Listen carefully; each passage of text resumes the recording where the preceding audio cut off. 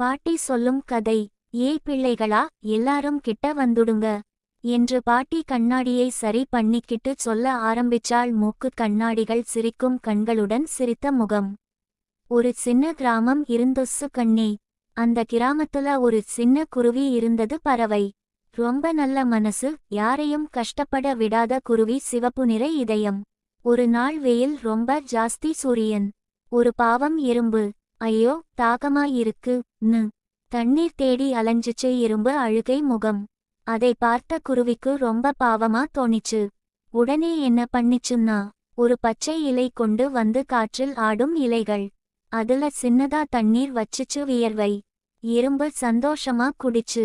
நன்றி குருவி, நீ ரொம்ப நல்லவ ன்னு சொன்னிச்சு. வாய் நிறைய சிரிப்புடன் புன்னகைக்கும் கண்கள் கொண்ட முகம். சில நாளைக்கு அப்புறம் ஒரு வேட்டைக்காரன் குருவியை பிடிக்க வலை போட்டான். சிலந்தி வலை பயந்த முகம். அதை பார்த்த எறும்புக்கு கோபம் வந்துச்சு. கோப முகம்.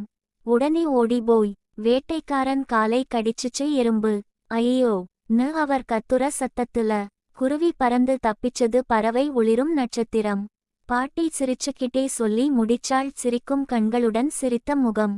பிள்ளைகளா, நாம் செய்யுற சின்ன உதவி கூட ஒரு நாள் நமக்கு பெரிய உதவியா திரும்பும். வானவில்.